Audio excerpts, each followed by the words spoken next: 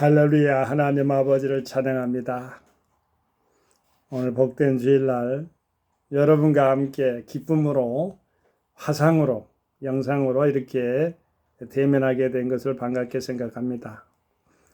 오늘 복된교회 복음선교교회 주일 대예배 본문 말씀은요, 이사야서 38장 17절 말씀으로 피차간의 은혜를 나눴답니다. 동영상 오늘 제 묵상 즉 다시 하나님 말씀으로의 대화 시간에도 동일하게 제가 말씀 봉독하고 여러분과 함께 대화 나누죠. 보옵소서 내게 큰 고통을 더하신 것은 내게 평안을 주려 하심이라. 주께서 나의 영혼을 사랑하사 멸망의 구덩이에서 건지셨고 나의 모든 죄는 주의 등 뒤에 던지셨나이다. 아멘. 오늘 본문 말씀 가운데요, 세 가지를 한번 이렇게 추선해서 생각해 볼까 합니다. 평안, 주님의 평안과 세상의 평안, 주님의 평안을 중심으로 말씀을 나누고요, 또한 나의 영혼을 사랑하사, 나의 영혼을 누가 사랑했느냐? 주님께서 사랑하셨다는 것과 나의 모든 죄는 주의 등 뒤에 던지는 구원에 대해서 죄를 사하신 그 구원, 죄에 대한 것은 하나님을 불신하는 것이 죄이기 때문에 예수님을 불신하는 것, 부인하는 것이 죄이기 때문에 그렇게 생각하고 하나님 말씀 가운데 선교적인 대화 나누겠습니다. 평화는 누구나 다 원합니다. 세상에서 살면서 불안의 연속이죠. 그 평안이 있을까? 평안 없습니다. 세상에는 두 가지가 다 동일하게 하나같이 묶어져 있다고 보면 됩니다. 평안하고 근심하고.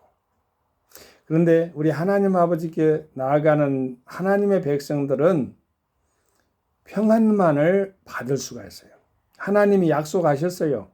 하나님께 나아가는 자들은요, 평안을 주시되 근심에 겸하여서 주시지 않는다는 말씀이에요. 그러니까 세상은 평안과 근심이 같이 있는데 하나님은 평안만 있다는 것을 보더라도 샬롬의 하나님을 찬양합니다. 여호와 샬롬이라는 건 평강의 하나님이라는 뜻이에요. 모든 것이 다 불안이 없고 완전하고 그리고 평안한 휴식의 삶, 그런 것이 샬롬이라고 볼 수가 있는데 정신적까지 해당됩니다. 영혼, 정신, 육신 다 환경까지도 하나님의 사랑 안에서 평안이 해당된다는 것을 생각할 때 그 영역은 참으로 감사할 수밖에 없죠. 우리 하나님의 거룩한 샬롬의 세계를 찬양합니다. 오늘 본문 말씀에 보니까 보옵소서, 이 보옵소서 했는데 보옵소서라는 것은 간구형, 호수형이죠. 기도할 때 나타난 것 아니겠어요? 주로 보시옵소서. 어떨 때 그게 증거됩니까? 어떻게든 약자가 강자에게 향할 때 보시옵소서, 보옵소서 그러지, 봐라 이런 식으로 나가지 않겠어요? 강자가 약자에게 말할 때는. 근데 약자가 강자에게 보옵소서, 무엇을 보라는 것이냐? 내게 큰 고통을 더하신 것은 고난이 내게 유익이라는 말씀이 있는데 이 고통이라는 건 누구나 다 좋아하지 않아요. 저도 싫습니다. 고통이. 이 고통을 더하신 것은 플러스, 고통도 싫은데 고통을 더하신 것은 내게 평안을 주려 하심이라 안전한 역설입니다. 우리 성경상에는요, 이렇게 믿음 가운데서는 은혜의 역설이 많아요. 고난이 내게 어떻게 유익이 될 수가 있어요? 근데 그 고난 속에서는요, 내가 하나님의 윤례를 배우고 그 하나님의 고통 속에서도 하나님의 찬송을 배우고 감사를 배울 수가 있으니까 그 말씀을 하셨던 것으로 기억이 됩니다.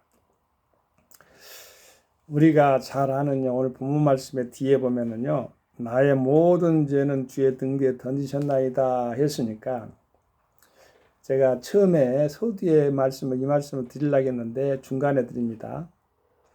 평안, 그 다음에 하나님의 우리 영혼 사랑, 그 다음에 나의 모든 죄는 주의 등대에 던지셨나이다. 이 말씀이 떠오를 때요, 철로역정이 떠올라요. 철로역정을 가지고 제가 성교문학으로 박사학위를 받은 그러한 학위기가 있어요. 감사하죠. 이 철로역정을 읽어보면은 철로역정 고전이에요. 동서양의 고전. 즉,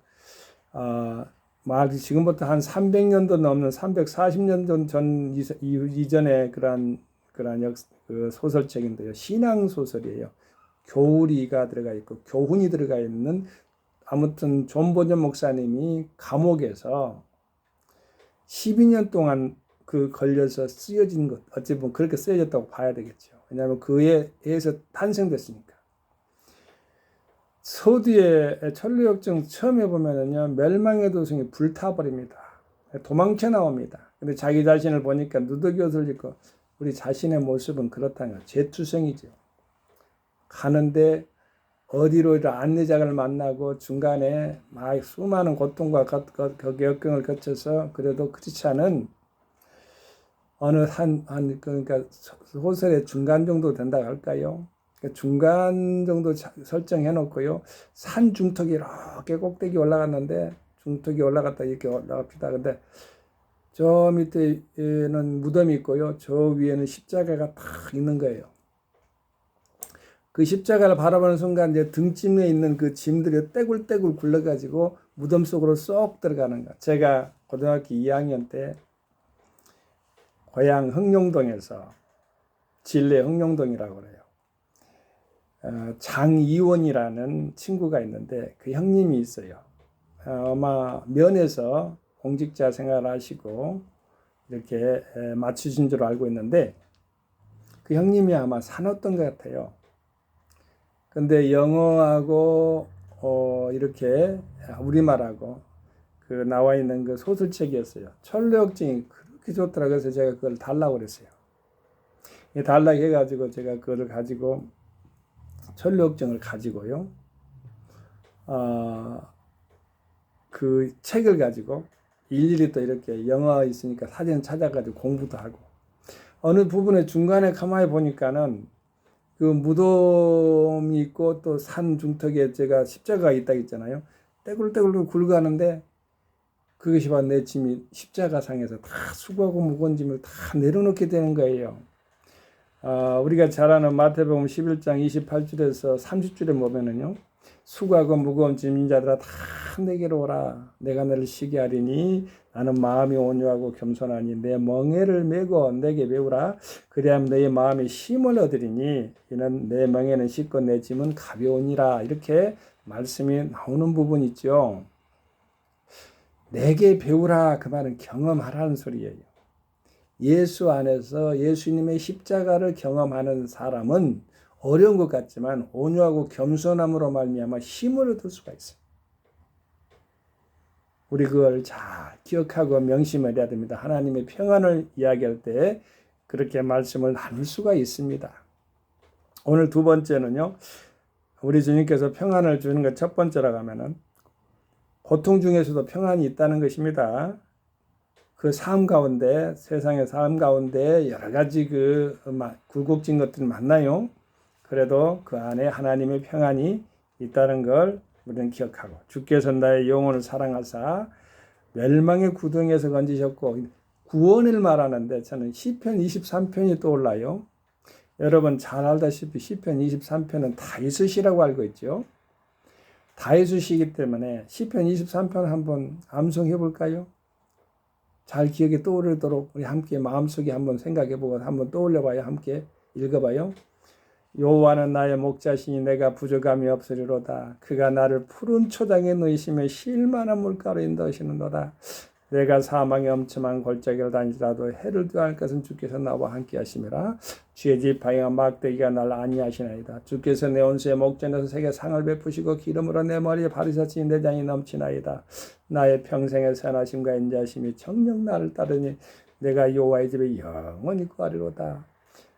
여호와는 나의 목자시 내가 부족함이 없으리로다. 그가 나를 푸른 초장에 누이시며 쉴만한 물가로 인도하시노다. 내 영혼을 서기시키시고 자기 이름을 위하여 의의 길. 자, 누구의 이름 때문이라겠어요? 하나님 자신의 본인의 제 그 본 이름을, 그 이름이 더럽히지 않게 하기 위해서 양떼들을, 우리 영혼들을, 세상의 모든 하나님의 피조물들, 하나님을 믿는 하나님의 백성들을, 하나님의 영혼을 사랑하시는데 어떤 사랑을 하셨느냐? 요한복음 3장 16절 말씀 사랑하신 거예요. 하나님이 세상을 이처럼 사랑하사 독생자를 주셨으니 이는 저를 믿는 자마다 멸망치 않고 영생을 얻게 하려 하심이라. 이 하나님의 거룩한 말씀입니다. 하나님이 사랑하는데요, 독생자까지도 하나님 스스로가 하나님 자신이 낳아주셔가지고, 빌립보서 2장 5절에서 11절 말씀 있잖아요. 너희 안에 이 마음을 품으라. 그는 근본 하나님의 본체시니 하나님과 동등됨으로 취할 것을 여기지 아니하시고 자기를 비워 사람과 같이, 이렇게 이런 식으로 해서 하나님의 가장 주 예수 그리스도를 가장 높은 이름을 땅에서나 지상이나 지하에서나 이 세상에서 찾아볼 수 없는 그 아름다운 높은 고귀한 이름을 주 예수 그리스도께 부여하시고 우리 하나님 아버지의 거룩한 영광이 드러냈지요. 자, 우리는 우리 하나님의 크신 사랑을 생각할 때 이 죄 많은 영혼을 살리려고 죄 없으신 무죄자가, 죄가 없다고 그랬어요. 본디오 빌라도도 고백을 하잖아요. 예수님을 십자가에 못 박혀 돌아가시기까지 이렇게 채찍으로 물론 내리쳤지만은 죄가 무죄하다, 죄가 없다, 너희들이 알아서 해라 하면서 물론 끝까지 채찍도 그냥 끊어버리고 그냥 하나님의 사랑 가운데서 나는 예수 그리스도 이 사람은 바로 메시아다, 죄가 없다, 끝까지 본디오 빌라도가 주장했더라면 그는 만고의 큰 아름다운 순생자가 되었겠지요. 그런데 결국에는 그렇지 못했습니다. 그래서 사도신경에 보면은 본디오 빌라도에게 고난을 받으사 십자가에 못 박아 죽으시고, 자, 3일 만에 부활하신 주님, 결국 우리 주님께서는 부활의 주님입니다.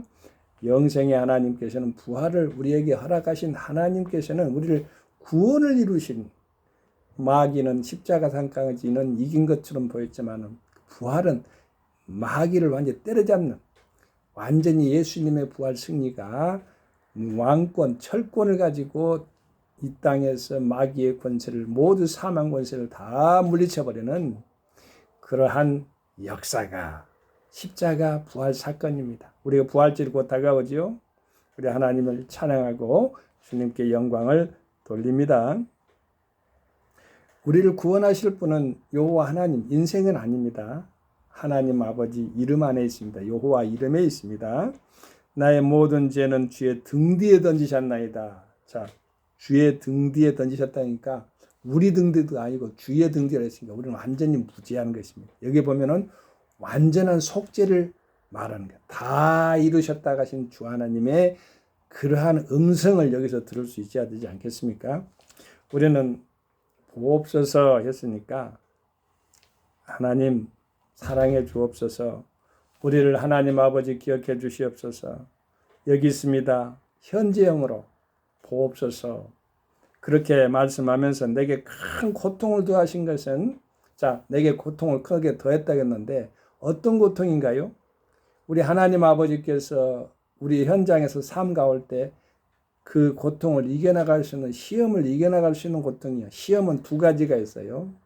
하나는 마귀가 주는 유혹이 있어요. 그건 템테이션이라고 해요. 하나님이 주신 텍스트가 있어요. 텍스트는 바로 연단해서 그것을 단단하게 해서 훈련해서 바르게 쓰기 위해서 만들어진 것이죠. 우리가 대장간에 나오는 그건 텍스트라고 볼 수가 있어요. 들어가지요. 그러면 단단해서 더 나오죠. 그럼 또 대장장이가 때려가지고 또 다시 또 이렇게 물건을 만들잖아요. 그건 테스트의 역할인데, 이 사람을 유혹하거나, 예를 들면 남녀 가운데 성 가운데 유혹하거나 물질로 유혹하거나, 이건 마귀가 사람의 분수를 넘게 조작을 해서 자기의 본성을 잃어버리게 하고 자기의 다 누리는 그런 분복을 그냥 넘치게 욕심을 부리게 하는 것. 욕심이 죄를 닫고 제가 항상 사망을 난다고 하잖아요. 그러듯이 우리 하나님의 말씀 가운데 다 대입해보면 다 한결같이 다 적용이 되는 거예요. 그래서 하나님 말씀은 진리라고 하는 거예요. 우리 하나님 아버지께 여러분 하나님 말씀 가운데서 우리를 평안으로 인도하시는 하나님, 십자가상에서 3일 만에 부활하시고 예수님께서 제자들에게 성령을 받으라, 평안을 너에게 주는, 이렇게 평안에 대한 것을 계속 이야기합니다. 세상에는 평안이 없습니다.